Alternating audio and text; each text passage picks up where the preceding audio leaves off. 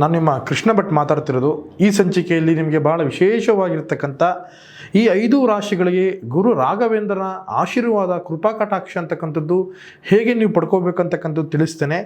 ಮೊದಲನೇದಾಗಿ ಸಂಪೂರ್ಣವಾಗಿ ಮೇಷರಾಶಿಯವರಿಗೆ ವಿಶೇಷವಾಗಿರ್ತಕ್ಕಂಥ ಗುರುರಾಯರ ಅನುಗ್ರಹ ಬೇಕಾಗುತ್ತೆ. ಯಾಕಂದರೆ ಅವರು ಮಾಡೋತಕ್ಕಂಥ ವ್ಯವಹಾರದಲ್ಲಿ ಬಹಳ ರೀತಿಗಳನ್ನು ದೃಷ್ಟಿ ದೋಷ ಇರುತ್ತೆ. ಮತ್ತು ಸಂಪೂರ್ಣವಾಗಿ ಮನೆಯಲ್ಲಾಗಲಿ ಹೊರಗಡೆ ಆಗಲಿ ಅವರಿಗೆ ನೆಮ್ಮದಿ ಶಾಂತಿ ಅನ್ನೋದು ಇರೋದಿಲ್ಲ. ಇದರಿಂದನೇ ಅವರ ಒಂದು ಕೆಲಸದ ವಿಚಾರದಲ್ಲಿ ತುಂಬ ಅಡೆತಡೆಗಳು ಬರುವಂಥದ್ದು, ಮಾನಸಿಕ ಒತ್ತಡಕ್ಕೆ ಒಳಗಾಗುವಂಥದ್ದು ಮತ್ತು ಶತ್ರುಗಳ ಬಾಧೆಗೆ ತುಂಬ ಫೇಸ್ ಮಾಡುವಂಥ ಒಂದು ಸಿಚುವೇಶನ್ ಅವ್ರಿಗೆ ಬರುತ್ತೆ. ಮತ್ತು ಕಾಂಪಿಟೇಟಿವ್ ಆಗಿ ಅವ್ರಿಗೆ ಬಿಸ್ನೆಸ್ಗೆ ತುಂಬ ರೀತಿಗಳಿಂದ ಪೈಪೋಟಿ ಕೊಡುವಂಥ ಸಾಧ್ಯತೆಗಳು ಇರುತ್ತೆ.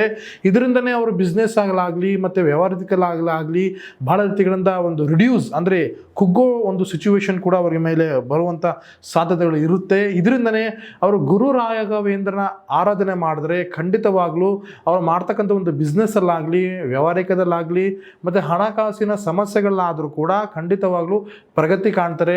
ಮಿಥುನ ರಾಶಿಯವರಿಗೆ ವಿಶೇಷವಾಗಿರ್ತಕ್ಕಂಥ ಗುರು ರಾಘವೇಂದ್ರನ ಆಶೀರ್ವಾದ ಬೇಕಂತ ಹೇಳಿದ್ರೆ ಅವರ ಜೀವನದಲ್ಲಿ ಬಹಳ ರೀತಿಗಳಿಂದ ಸ್ಟ್ರಗಲ್ ಆಗುವಂಥ ಸಾಧ್ಯತೆಗಳು ತುಂಬ ಇರುತ್ತೆ. ಸಂಬಂಧಿಕರ ನಡುವಿಂದ ಆಗಲಿ ಮತ್ತು ವ್ಯಾಪಾರದಲ್ಲಾಗಲಿ ವ್ಯವಹಾರದಲ್ಲಾಗಲಿ ಮತ್ತು ಮೂರನೇ ವ್ಯಕ್ತಿಗಳಿಂದ ಇವರಿಗೆ ಸಮಸ್ಯೆ ಬರುವಂಥ ಸಾಧ್ಯತೆಗಳು ಇರುತ್ತೆ ಮಿಥುನ ರಾಶಿಯವರಿಗೆ. ಇದರಿಂದ ಅವರಿಗೆ ಒಂದು ಫಲ ಸಿಗುವಂಥದ್ದು ತುಂಬಾ ಕಡಿಮೆ ಇರುತ್ತೆ ಅವರ ವ್ಯವಹಾರದಲ್ಲಿ ಮತ್ತು ಹಣಕಾಸಿನಲ್ಲಿ. ಇದರಿಂದನೇ ಅವರಿಗೆ ಒಂದು ಗುರು ರಾಘವೇಂದ್ರನ ಆಶೀರ್ವಾದ, ಗುರುಗಳ ಆಶೀರ್ವಾದ ಬೇಕಾಗುತ್ತೆ.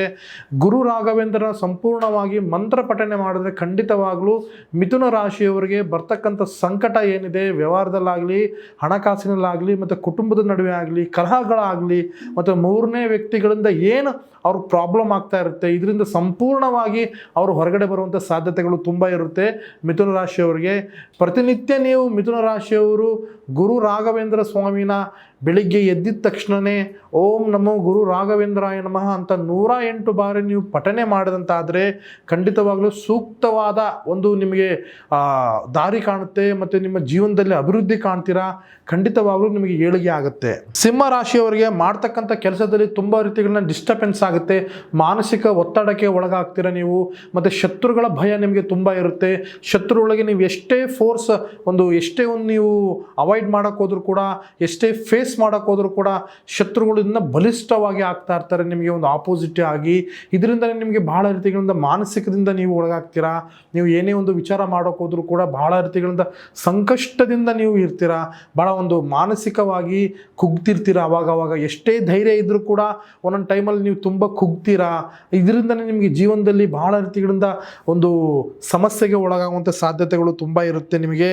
ಮತ್ತು ಯೋಚನೆಗಳು ತುಂಬ ಇರುತ್ತೆ ಮತ್ತು ಸಂಪೂರ್ಣವಾಗಿ ತೊಂದರೆಯಿಂದ ನೀವು ಜೀವನದಲ್ಲಿ ಸಂಪೂರ್ಣವಾಗಿ ಕುಗ್ಗುವಂಥ ಸಾಧ್ಯತೆಗಳು ತುಂಬ ಇರುತ್ತೆ.